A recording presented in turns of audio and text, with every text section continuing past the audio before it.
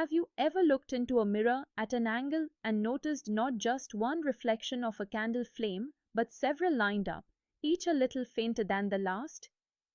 That's not magic, that's physics in action. Today, we are exploring the fascinating phenomenon of multiple images formed in a thick plain glass plate or thick mirror. When an illuminated object, say a glowing candle, is placed in front of such a mirror and viewed obliquely, you don't just see one image. You see several. Interestingly, the second image appears the brightest, while the ones after it get progressively dimmer. This happens because each successive reflection loses a little light intensity. Viewing at an oblique angle makes this effect more pronounced, as light is both partially reflected at the front surface and strongly reflected at the silvered back surface. The result? Multiple distinct virtual images, all thanks to repeated internal reflections inside the glass. Let's begin with what happens when light first meets the mirror. A light ray, which we'll call UB, strikes the first surface, labeled LM in our diagram. Now, only a small portion, roughly 4% of that light, is reflected right away. This reflected ray forms the first image, A, but it's quite faint due to the small fraction of light involved. The remaining 96% doesn't disappear, it refracts into the glass block. Refraction means it bends towards the normal because glass is denser than air. This bent ray, labeled BB, heads towards the silvered back surface, ready for the next stage. Think of this first partial reflection as the faint opening act before the main performer, the bright second image, arrives. Now we reach the real star of the show, the brightest image. When the refracted ray BB- reaches the silvered surface, marked PN, it undergoes a strong reflection inside the glass. This strong reflection sends it along the path B-C, back towards the front surface. As the ray emerges from the glass into air along CQ, your eye perceives the second virtual image, labeled A2.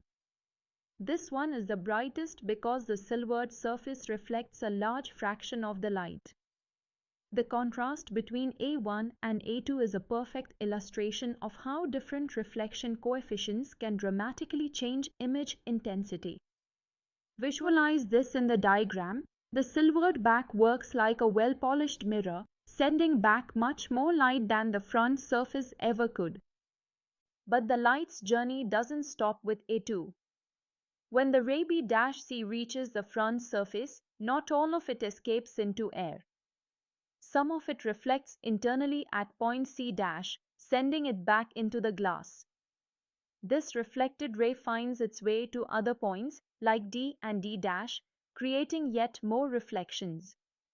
Each time this happens, a new virtual image appears, A3, A4, A5, each fainter than the last.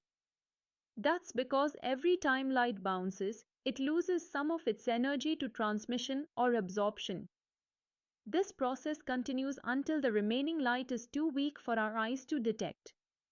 It's a light cascade, slowly fading into darkness. Now, let's understand what controls how many images we see and how bright they appear. First, the thickness of the glass plate matters. A thicker plate allows light to make more internal journeys before escaping, potentially giving you more visible images.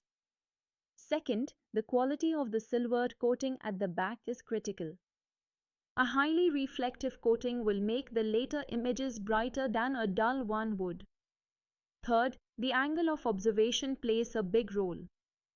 Looking at an oblique angle changes the path length and can make the multiple images more distinct. Fourth, the refractive index of the glass affects how much the light bends and whether it can achieve total internal reflection at certain points. In real life, controlled multiple reflections are used in devices like periscopes and prism binoculars, where light paths are deliberately extended to produce the desired viewing effect. Let's quickly sum up what we've learned. Multiple images in a thick mirror happen because of partial reflections at the front surface and strong reflections at the silvered back surface. The first image A1 is faint, the second image A2 is brightest, and the rest gradually fade.